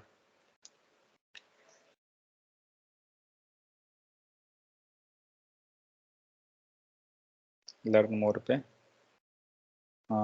उसी पेज में ओपन हो रहा है, ओके। हिस्ट्री, चूज प्लान, नहीं, ये सब क्लिकेबल नहीं है, ओके ठीक है। तो मैंने कोई वर्ड सर्च किया था, कंट्रोल एफ कीजिए, पेस्ट कीजिए, हमें चाहिए प्राइजिंग, ठीक है, बट कौन सा प्राइजिंग? प्राइजिंग जो है हमारा ये वाला जो टेक्स्ट है ना, इस पेज का है प्राइजिंग, ठीक है। तो हम लोग क्या करेंगे, इस पेज का प्राइजिंग को हमें सर्च करना है। क्या किए हम लोग ने, index.html में सर्च किया, कितना मिल गया, टूथ, कितना मिला, 38 टाइम मिला है, ठीक है। अब मान के चलिए कि आपको क्या करना है, आपको प्राइजिंग वाले पेज का सर्च करना था, मतलब हम जो सर्च कर रहे हैं इंडेक्स वाले, हमें पेज का पता नहीं है, पेज को इग्नोर कर दीजिए। तो हम क्या करेंगे, पूरे प्रोजेक्ट में ग्लोबली सर्च कर लेंगे, ठीक है।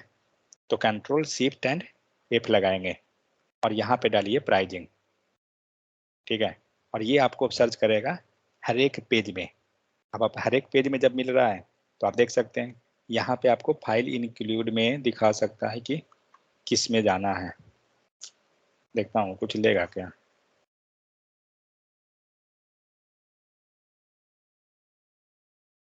रुकिए, इसका कोई एड्रेस,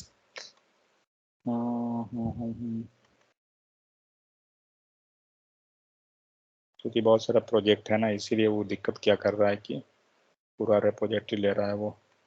कॉपी रिलेटिव पाथ करता हूँ,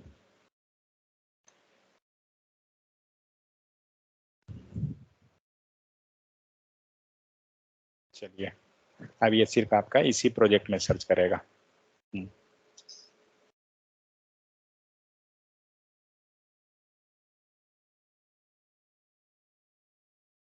एक ही पेज ने न किया, तो एक पेज में ही आ गया।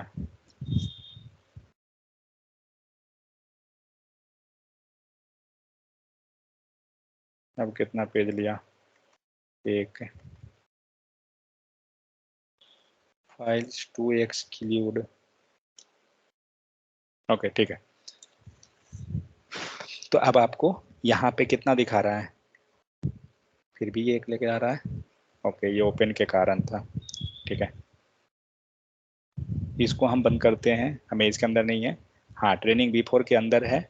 अब हम B4 के अंदर देखते हैं कि कितना में इसने सर्च किया। तो ये index.html पे जो आ रहा है, मतलब यहाँ जो प्राइजिंग आ रही है ये क्या है, बोल्ड में लिखा हुआ है। तो ये जो हमें दिया फर्स्ट वाला सर्च क्या है, index.html, ट्रेनिंग B4 और एक है ट्रेनिंग फोल्डर, ये कौन सा है?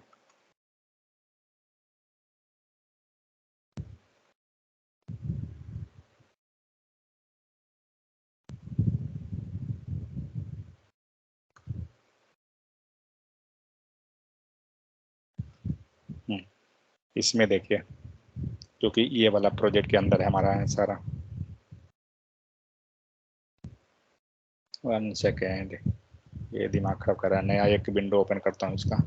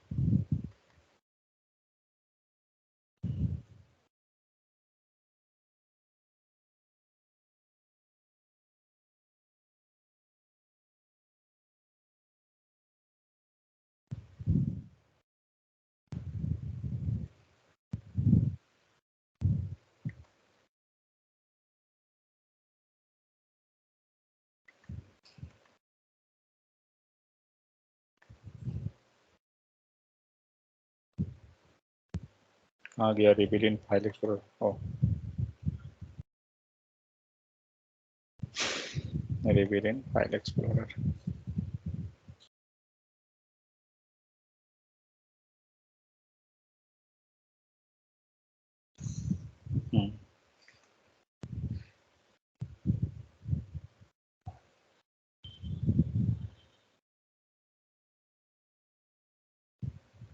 अब ठीक है। अब देखिए, हम लोग ने क्या सर्च किया था, प्राइजिंग को था हमारा। अब कंट्रोल शिफ्ट एंड एफ देंगे तो ये ग्लोबली सर्च करेगा। अब आते हैं टेक्स्ट पर। टेक्स्ट क्या है? टेक्स्ट है प्राइजिंग, और दीजिए प्राइजिंग को। अब ये जो सर्च करेगा आपका पूरा प्रोजेक्ट के अंदर सर्च करेगा। अब आपको ये फाइंड आउट करना होगा कि हमारा प्राइजिंग जो है रियलिटी में किस पेज पे है। ठीक है, तो जितना भी आपको यहाँ से प्राइजिंग दिख रहा है, पहले तो आप बारी बारी से उसको ओपन करके चेक कर सकते हैं, क्योंकि जब आप रियल टाइम प्रोजेक्ट पे जाते हैं काम करने, तो आपको इसी टाइप से सोर्स कोड हो सकता है कि कोड पहले से बना हुआ हो, प्रोजेक्ट एग्जिस्टिंग है, तो आपको फाइंड आउट करना होगा कि एग्जैक्ट कहाँ पर है, क्या है। तो मान लीजिए हमें एक पहले मिल रहा है, ये पॉसिबल है क्या? एचरेफ के अंदर है जो, ये तो पॉसिबल ही नहीं है, क्योंकि वो जो जब भी लिखा हुआ है तो कहीं ना कहीं बोल्ड में लिखा हुआ है, और बोल्ड कैसे आएगा? हो सकता है H1 से आ रहा हो, क्योंकि ये तो एचरेफ है, ये तो पॉसिबल ही नहीं है। लेकिन एचरेफ के नीचे क्या है? pricing.html में यहाँ पे है। ठीक है, अब चेक करते हैं कि क्या ये है। तो चेक कैसे करेंगे? तो क्या कीजिए, एक यहाँ पे स्टाइल लगा लीजिए। सारा में सर्च करना डिफिकल्ट हो जाएगा, और एक स्टाइल लगा के मान लीजिए हमने रेड कलर दे दिया, रुकिए, और प्रोजेक्ट को पहले ओपन करने दीजिए उसको।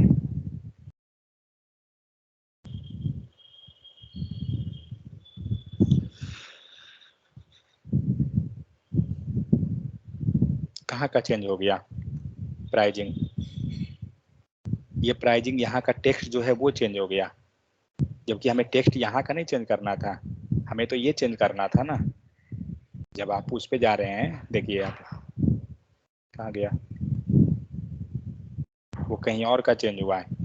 कहाँ पर हुआ है जो देखिए, पता कीजिए। about.html पेज पे आइए, और यहाँ पे प्राइजिंग है, देखते हैं about.html। about us पे जाइए, हो रहा है, मतलब about.html पे प्राइजिंग वर्ड है वो चेंज हुआ, उसका कलर। तो यानी ये हमारा गलत है। तो हमें क्या करना होगा, हमें पता करना पड़ेगा। तो इस टाइप से क्लू आपको मिलते जाएगा थोड़ा थोड़ा कि कहाँ कहाँ का है वो। तो इसको हटा लेते हैं, जैसे था हमारा उसको ओरिजिनल करते हैं। अब देखते हैं क्या कि किस पेज का हमें था वो, प्राइजिंग पेज पे लिखा हुआ था। तो ये थोड़ा सा जरूर हिंट मिला कि वो प्राइजिंग पेज पे है। ठीक है, जब अगर आपका वेबसाइट HTML का है तो यहाँ URL में पेज दिखेगा, कौन सा है? pricing.html। अब हम सर्च करते हैं जो pricing.html पेज ही लेंगे, दूसरा पेज को मैं नहीं लूंगा। तो ये क्या है? about.html है, मतलब इसके अंदर तो नहीं है। banner.html यहाँ भी नहीं मिलेगा। Blog single, blog HTML, contact, course grid, course grid, course grid, index. अब आते हैं प्राइजिंग। अब प्राइजिंग पेज पे अगर जाएं तो कितना मिला है, प्राइजिंग पेज पे हमें 21 बार प्राइजिंग लिखा हुआ आ रहा है। ठीक है, अब यहाँ से हम दिमाग लगा सकते हैं कि कौन हो सकता है। ऊपर वाला तो कोई चांस नहीं, नीचे कोई चांस नहीं, नीचे ये भी नहीं चांस। क्यों? क्योंकि सब एड्रेस है। यहाँ पे एक प्राइजिंग मिला जो टेक्स्ट में है, तो हो सकता है कि ये वाला पॉसिबिलिटी बने। 1 सेकंड।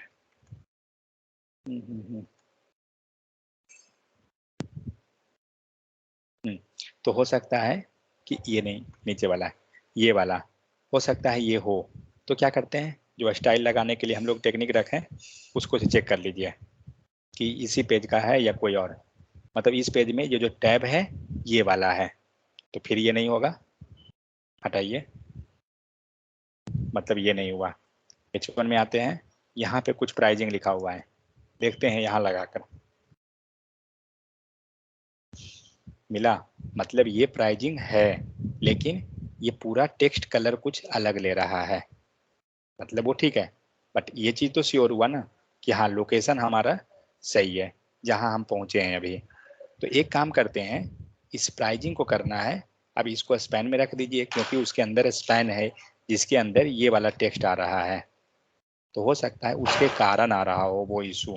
तो यहाँ हम स्पैन लगा ले सकते हैं और स्पैन के अंदर इसको पास कर दीजिए। वो स्पैन लगा रहे हैं ये तो आपको पता है। अब देखते हैं होता है क्या। हो गया, समझ में आया कि हम लोग सर्च कैसे करते हैं। क्योंकि देखिए जब आपको एक प्रोजेक्ट है और ऑलरेडी पता है तो आप इजीली कर लीजिएगा, बट यही काम अगर जब आपको रियल टाइम प्रोजेक्ट मिले तो ये सब चीज़ में हम फंस जाते हैं कि कैसे सर्च कर रहे हैं, कैसे करना है। चलिए ये तो हुआ टेक्स्ट ऐड करने का, कोई कलर लगाने का ये सेक्शन। मान लीजिए मुझे क्या करना है,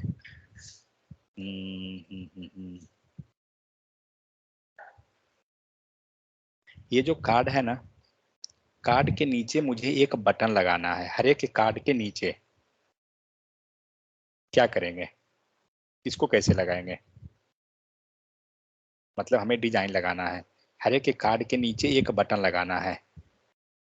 क्या करेंगे, तो क्या करना होगा, सबसे पहले जाना होगा हमें इस पेज पे। ठीक है, तो आपको पता करना पड़ेगा ये पेज कहाँ पर है।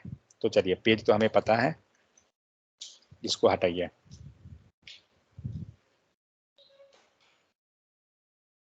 ठीक है, पेज हमें मालूम है कि पेज हमारा यही है।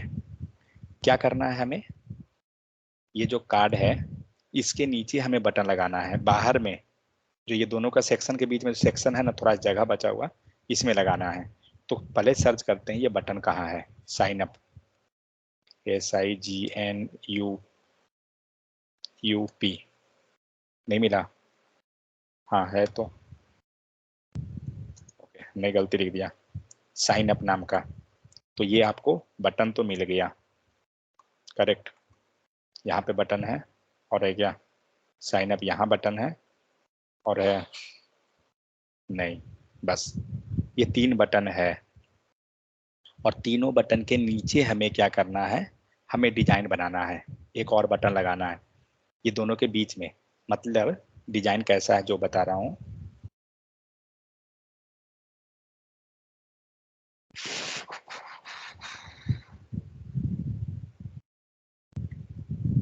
मान लीजिए इस टाइप का पूरा एक सेक्शन बन गया और इस सेक्शन के अंदर एक बटन यहाँ पर है, दूसरा बटन यहाँ है और तीसरा बटन यहाँ पर है। समझ में आ गया ना, इस टाइप का डिजाइन हमें वहाँ पे ऐड करना है। तब कैसे करेंगे ऐड, कोई बता सकते हैं? Yes sir. बोलिए।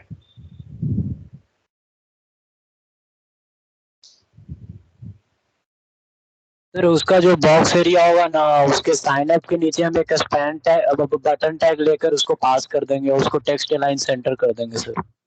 कहाँ पर बताइए, साइन अप का ये रहा वो बटन, मतलब आपको जो बॉक्स का एरिया है ना सर, वो साइन अप का बटन के जस्ट नीचे हम एक बटन टैग लेकर पास करेंगे सर, और उसमें टेक्स्ट लाइन सेंटर पास कर देंगे।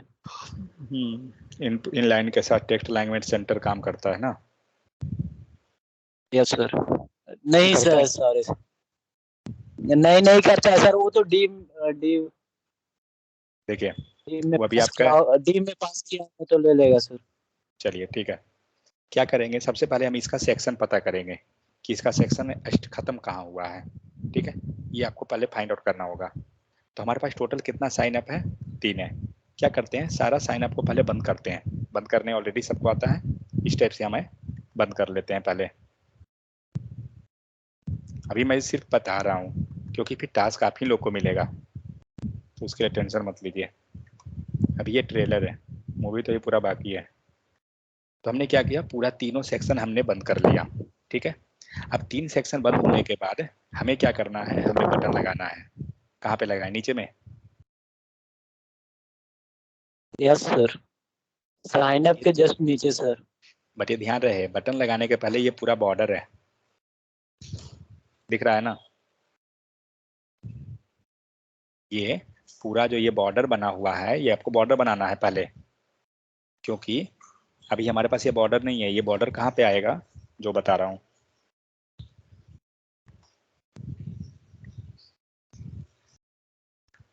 ये दिख रहा है ना एरिया, इस Yes, एरिया के बीच में है। मतलब ये खाली जगह जो, सॉरी, ये जो खाली वाला जगह है ना, इसके बीच में वो बॉर्डर है।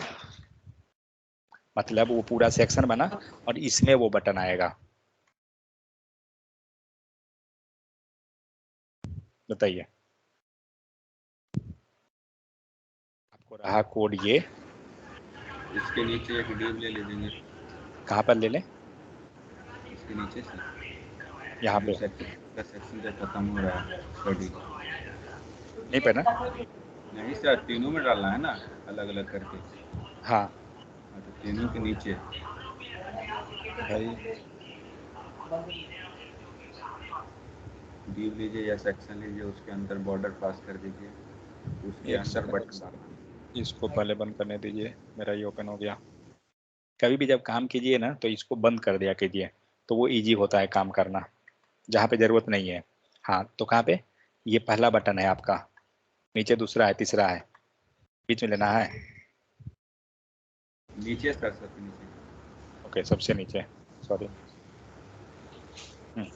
सबसे नीचे मतलब यहाँ ले। नहीं सर, इसका जो ये डिव का जो क्लास जो है, ये क्या बोलते हैं, कंटेनर का है, उसके नीचे लेंगे ना। ओके, कंटेनर के नीचे, ठीक है। डिव लिए, कितना डिव? डिव इसका क्लास को ले लीजिए, अंदर में आप ले लीजिए 3 को बटन डालना था, 3 डिव ले लीजिए। ओके, क्लास ले लिए, 3 डिव लेना है। ओके,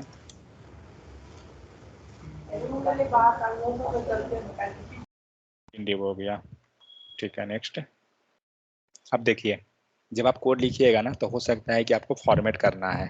तो जब फॉर्मेट, अब आपने क्या किया, फॉर्मेट करने के लिए आपको पता है कंट्रोल शिफ्ट और F, और नहीं तो राइट क्लिक करके। तो वैसे फॉर्मेट कभी मत कीजिए, ठीक है, क्योंकि यहाँ पे एग्जिस्टिंग प्रोजेक्ट पे काम कर रहे हैं। आप दूसरे का अलाइनमेंट को गड़बड़ मत कीजिए, हो सकता है कि दूसरे का अलाइनमेंट कुछ और आ रहा हो, ठीक है, तो वो नहीं करना है।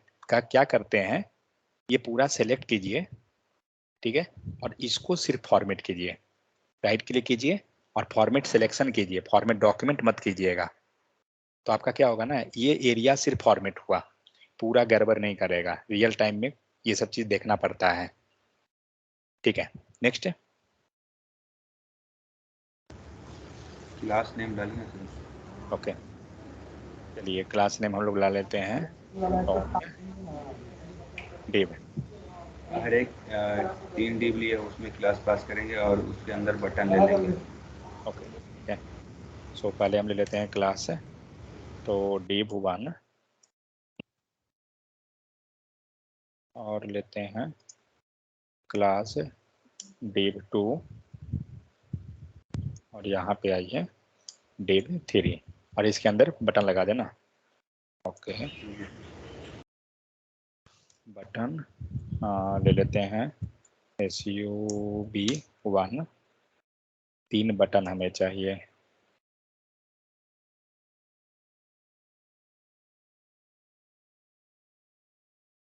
हो गया।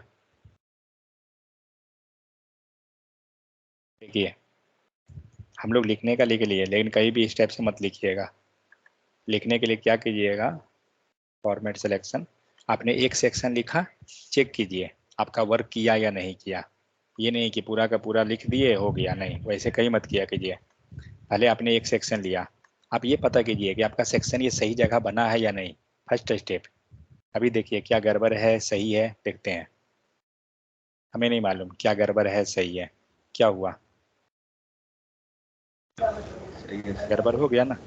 तो नीचे कभी आ भी ये कभी section- भी कभी भी सर जो है प्रत्येक प्रोजेक्ट, सेक्शन के अंदर एक ही डिप पास।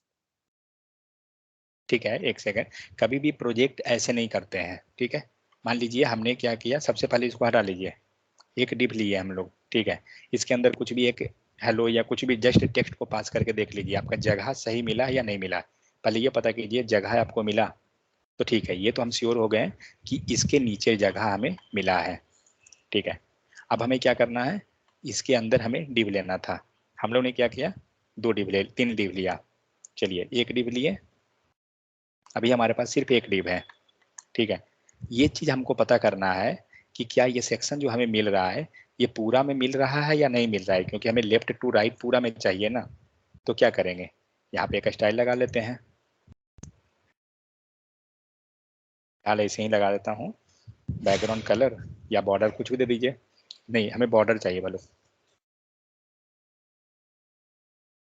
BORDER, बॉर्डर दीजिए, और 2 पिक्सल सॉलिड रेड, देखते हैं, ठीक है। आपको स्पेस मिल गया।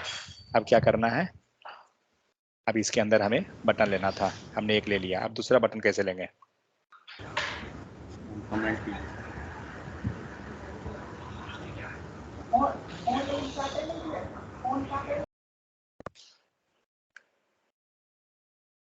क्या करेंगे,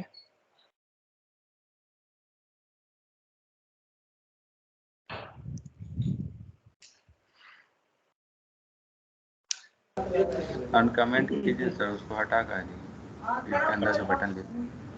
ओके।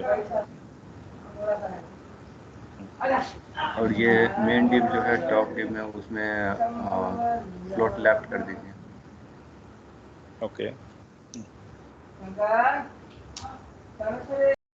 फ्लोट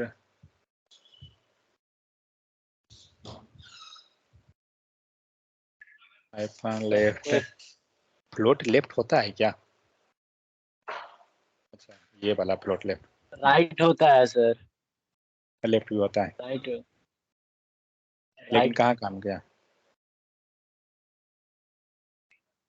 फ्लोट दोनों काम करेगा, फ्लोट राइट लेफ्ट दोनों होता है, float left,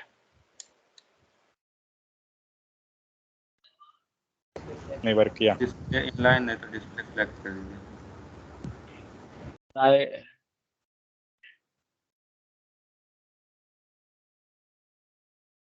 display flex, right करेगा सर, राइट। ओके फ्लेक्स से हो गया, फ्लोट से क्यों नहीं करेगा, फ्लोट से भी करेगा, राइट राइट राइट वैल्यू रखना पड़ेगा सर।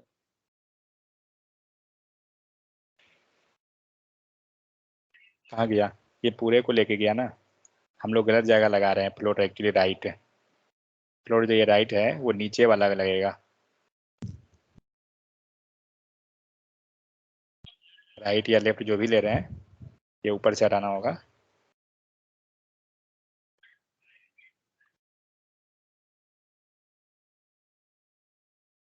एक उधर गया, 2 को ये है, हाँ सॉरी, फ्लोट इसको लेफ्ट ले लीजिए,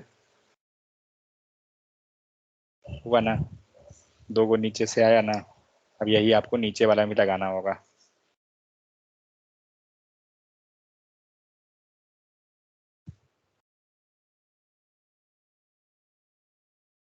हो गया तीनों एक साथ, ठीक है। डिस्प्ले फ्लेक्स से जो भी लगाना है लगा सकते हैं। नेक्स्ट क्या करना है, ये तीनों बटन हमें इस बॉर्डर के अंदर आना चाहिए, मतलब बॉर्डर के जस्ट नीचे रहना चाहिए, मार्जिन तो लेफ्ट फिर कर। मार्जिन पैडिंग जो भी चीज़ है हमें यूज करना होगा। उसके बाद आपको दिख रहा है क्या, ये बॉर्डर, ऊपर जो बॉर्डर है और नीचे का बॉर्डर, हम लोग एक स्टेप गलत किए हैं। गलत क्या है जो बता, सेक्शन के बाद होगा शायद। ये जो इंड सेक्शन ये है ना, हम लोग ने क्या कर रहे हैं, हम लोग ये कंटेनर के साथ लेकर चल रहे हैं, ये हम लोग का गलत स्टेप है। ये जाएगा पूरा का, क्योंकि आप नया सेक्शन ही बना रहे हैं। जब नया सेक्शन बन रहा है तो ये पूरा सेक्शन, देखिए पता कैसे करते हैं स्टार्टिंग एंड एंडिंग को। कर्सर रखिए कहीं पे भी, जब आप कर्सर रख रहे हैं ना, ये व्हाइट लाइन एक आ रहा है, ठीक है, ये व्हाइट लाइन आपको बताता है कि स्टार्ट कहाँ है, एंड कहाँ है। तो उसी टाइप ये एंडिंग यहाँ है, देखिए कहाँ जा रहा है, टॉप में। तो जब हमने नया सेक्शन बनाया तो हम किसी के अंदर क्यों गए, ये हमारा गलत है। तो सबसे पहले इसको तो हमें बाहर कर देना होगा। और अब यहाँ अपना सेक्शन बनाइए, ये सेक्शन हमारा हुआ।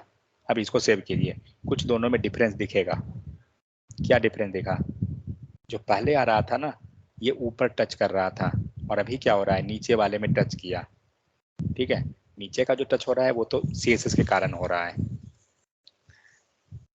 तो कभी भी हम काम करेंगे वो हमारा अपना सेक्शन में चलेगा, किसी के अंदर नहीं जाएंगे। हाँ, वो रिक्वायरमेंट के अनुसार है कि हमारा रिक्वायरमेंट क्या है। ठीक है, तो ये हुआ। अब आपको जो भी डिजाइन है अपने अनुसार उसको लगाते जाइए, CSS जो लगाना है। तो कभी भी CSS जो भी लगाएंगे, पहले इनलाइन लगा लीजिए, वर्क कर गया प्रॉपर, उसको मूव कर दीजिए एक्सटर्नल CSS पे। समझ में आ गया। तो इसी टाइप से क्या होता है ना, आपको प्रोजेक्ट पे वर्क करना पड़ता है।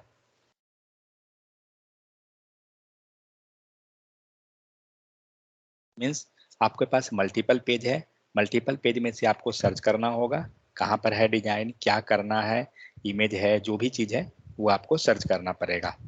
ठीक है, अब रहा मान लीजिए कि कोई इमेज को हम ले लेते हैं, ये पीछे इमेज है, इसे हम सर्च करना चाह रहे हैं। ये इमेज जो पीछे लगा हुआ है इसको चेंज करना है, राइट क्लिक कीजिए, क्योंकि हमें नहीं मालूम है इमेज का नाम क्या है, तो फिर सर्च कहाँ से करेंगे।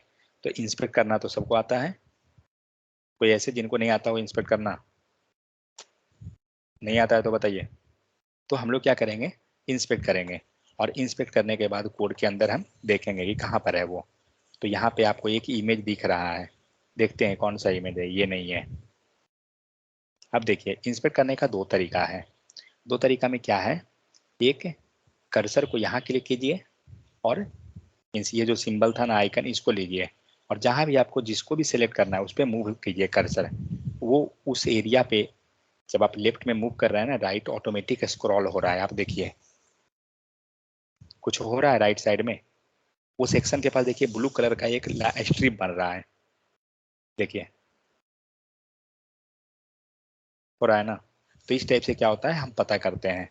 बट सपोज ये जो इमेज मिला, ये इमेज हमें, ये दूसरा इमेज है, हमें वो सर ये एग्जैक्ट इमेज, बैकग्राउंड इमेज है।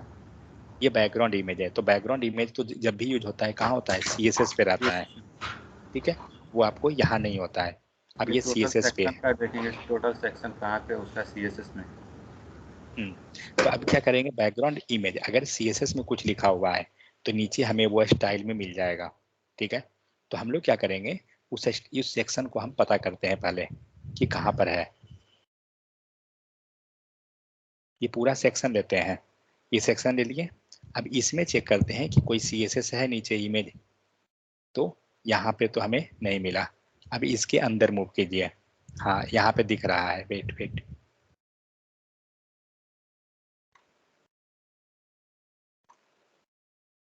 यहाँ दिखा इमेज पैरेलल, राइट साइड में होगा, ये रहा। समझ में आ गया, ये रहा इमेज आपको। तो इस टाइप से आपको क्या करना होगा, आपको पता करना पड़ेगा। ठीक है, कोई आपको बताएगा नहीं कि कहाँ पर है वो, आपको पता करना होगा कि हाँ वो इमेज है कहाँ पे। अगर वो बैकग्राउंड में लगा है तो आपको बैकग्राउंड पता करना पड़ेगा। तो बैकग्राउंड कैसे करते हैं, पहले उस सेक्शन को फाइंड आउट कीजिए, और फाइंड करने के बाद उस सेक्शन पे जाइए। बैकग्राउंड है मतलब CSS के अंदर रहेगा, तो हमें वो CSS में फाइंड आउट करना पड़ेगा, तो आपको वो मिल जाएगा। ठीक है, अब आप इसको पता कीजिए कि ये इमेज किस पेज में रखा हुआ है। तो इमेज और प्लस इमेज का नाम के अनुसार हम पता कर सकते हैं। तो देखिए नेम क्या है, parallel404.jpg मान लीजिए। पहले सॉरी,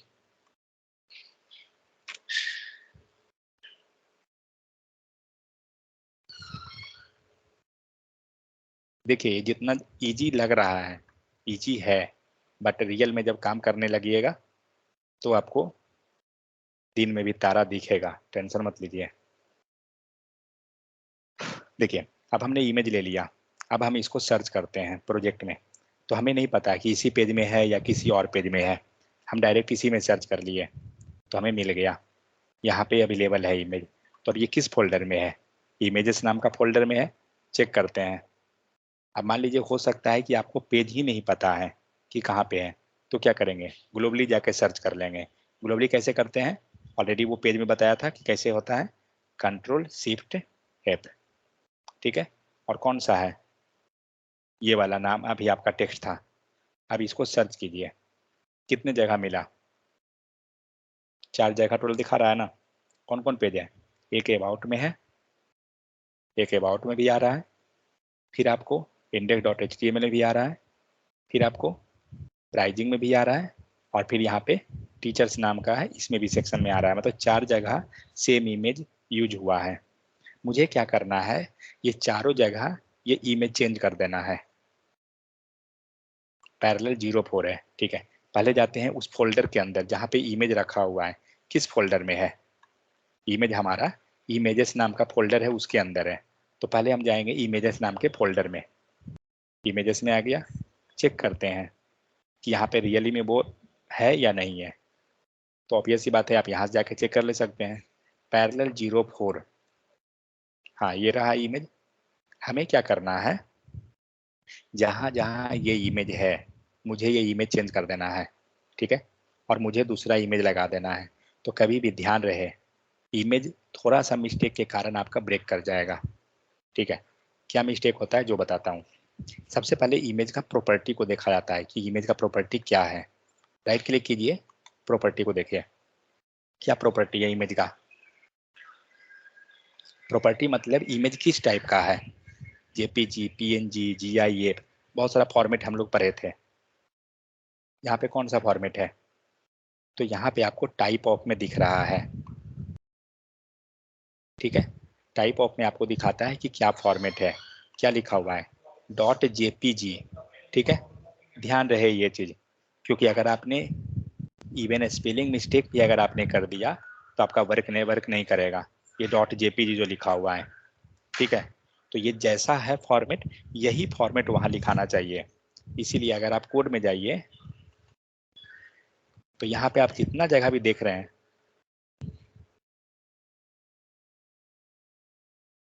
जो लिखा हुआ है डॉट जेपीजी, ये एग्जैक्ट सेम है जो इमेज का फॉर्मेट है।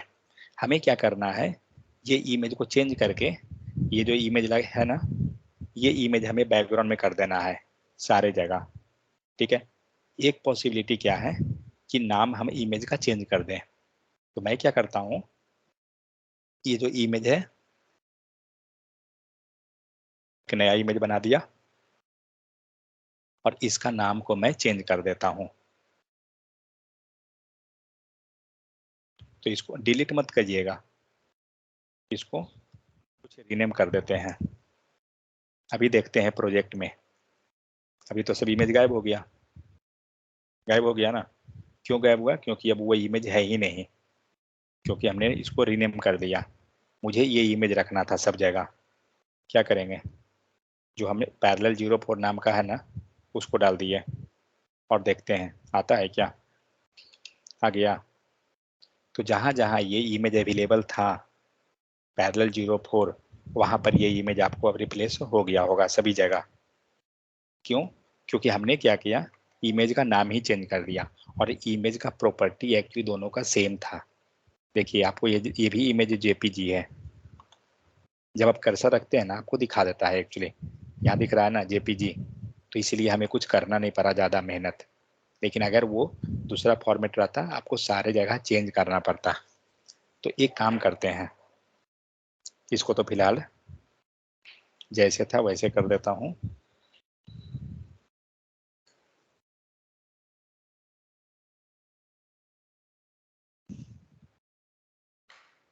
देखते हैं आ गया, तो हमारा जैसे इमेज था वो आ गया। मान लीजिए हमें क्या करना है ना, कोई नया इमेज ही लगाना है। एक हम लोग डाउनलोड किए थे, अच्छा डाउनलोड नहीं किए हैं, तो कोई सीनरी का इमेज ले लेते हैं।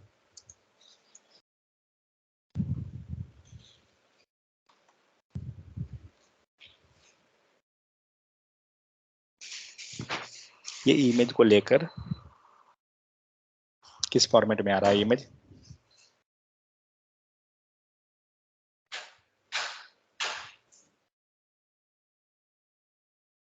और उस लोकेशन से पहले रखने दीजिए।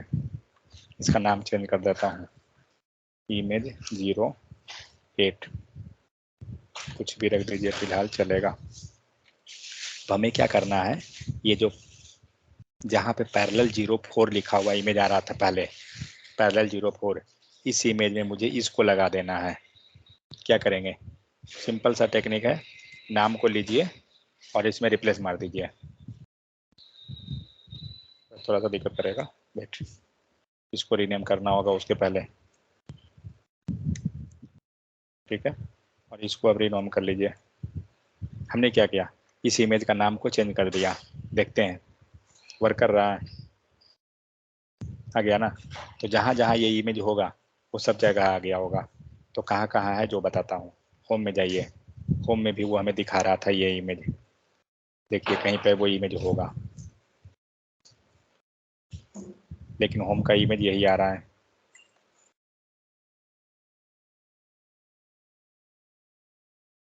Parallel 04, okay. अब बताता हूँ प्रॉब्लम क्या है, प्रॉब्लम है कैचे का, ठीक है। कैचे मतलब क्या होता है, टेम्प फाइल।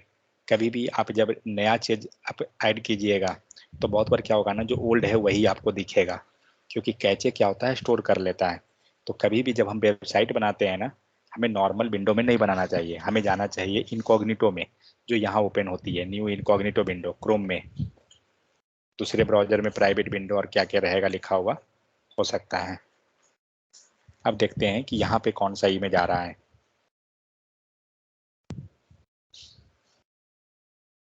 यहाँ भी वही आ रहा है, मतलब यहाँ भी आपको कैचे लेके, मतलब कैचे इसे लेता नहीं है, पर किसी कारण से यहाँ भी वो गड़बड़ कर रहा है। इंडेक्स डॉट HTML में है भी या नहीं, वो क्या है, parallel 04 dot JPG,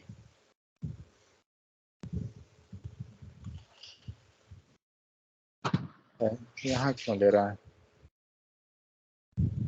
parallel X 04,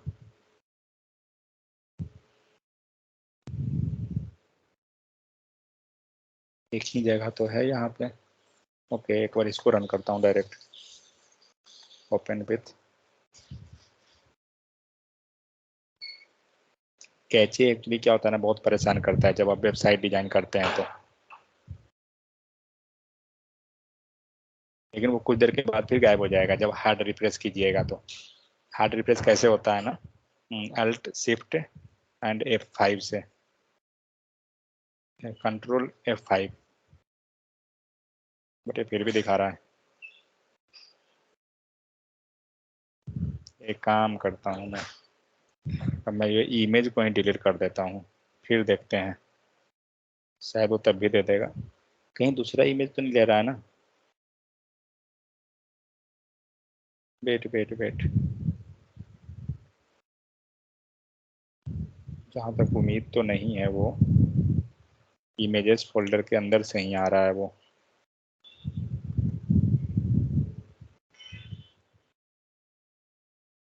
एक बार देखते हैं इंस्पेक्ट करके, इंस्पेक्ट कीजिएगा, आपको पता चल जाएगा कि कहाँ पर है, क्या है, नहीं है। इंस्पेक्ट इमेजेस 04,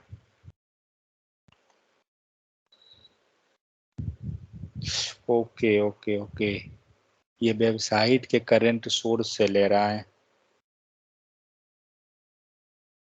HTML.design, ये यहाँ से ला रहा है, इसीलिए वेट, HTML यहाँ पर है, हाँ हाँ हाँ, बेस यूआरएल में डाला हुआ है क्या?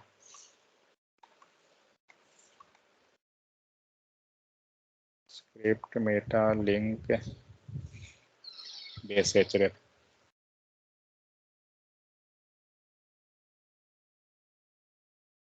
स्क्रिप्ट अब गायब हो जाएगा।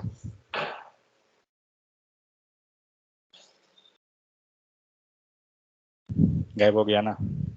क्यों हुआ जो बताता हूँ। क्योंकि हो क्या रहा था, यहाँ पे एक डाला हुआ था बेस href। ठीक है, बेस href का मतलब होता है ना कि आप किसी वेबसाइट को बेस बनाना चाह रहे हैं, कि मतलब जो भी फाइल है उसको वो रेफर करके आएगा। तो वही जैसे कि रिलेटिव पाथ जो हम लोग देते हैं ना, तो उसी टाइप से। तो उसने क्या किया, यहाँ से उसने इस पूरे यूआरएल को बेस यूआरएल में बनाया, और वो क्या कर रहा है, तो यहाँ इस वेबसाइट के अंदर से वो फाइल को ले रहा है, क्योंकि पहले ओल्ड वेबसाइट है ये, इसीलिए। तो वहाँ पे आपको उससे लेके आ रहा है। तो हमें इस टाइप से क्या करना पड़ता है ना, हमें क्रॉस वेरीफाई करना है कि कहाँ पर से वो आ रहा है। हो सकता है डेटा कहीं और से आ रहा है और हम लोग कहीं और सर्च कर रहे हैं, तो ये सब आपको रियल टाइम में फेस करना पड़ता है। अब वो जो हमारा ईमेल था, अब उसको लाते हैं और अब देखते हैं। अब आपको वो इमेज आ जाएगा, आ गया। ठीक है, तो इस टाइप से क्या करना पड़ता है, हमें चेक करना पड़ता है कि वो डेटा आ कहाँ से रहा है। आपको क्रॉस वेरीफाई करना पड़ेगा। आपको कोई नहीं बताने जाएगा, क्योंकि आपको टास्क मिल गया। बस आपको देखिए, खुद डिबग कीजिए कोड को, डिबगिंग कीजिए, पता कीजिए कहाँ पर है लिखा हुआ। ये चीज़ होता है। समझ में आया?